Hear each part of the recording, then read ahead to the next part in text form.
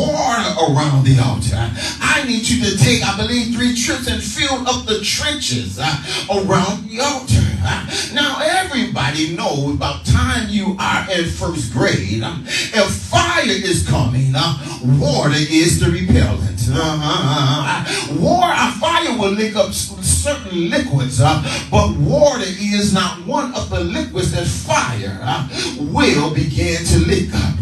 Now remember, I told you there were no accelerants there, but there's now water all around, and Elijah makes this thing harder, but now he begins to do the one and only thing that he can do. He makes the sacrifice, and he now called upon the name of his God. Elijah puts himself in a situation where if he messes up here, or God does not show up here, then death is certain for him, because he's been coming against the king.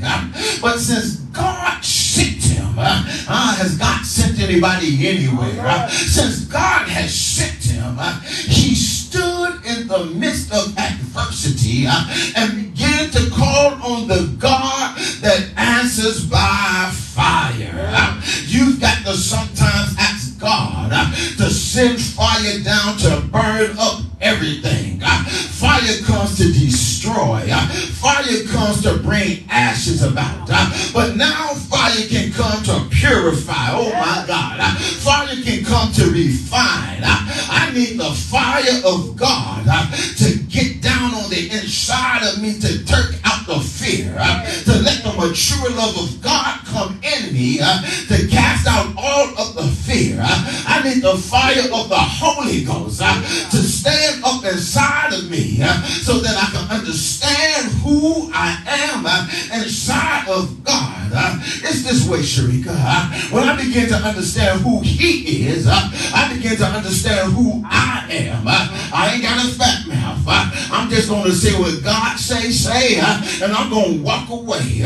But God allows Elijah to stand up and to watch the results. How many know that God will avenge you in the midst of lies? Notice what Elijah did.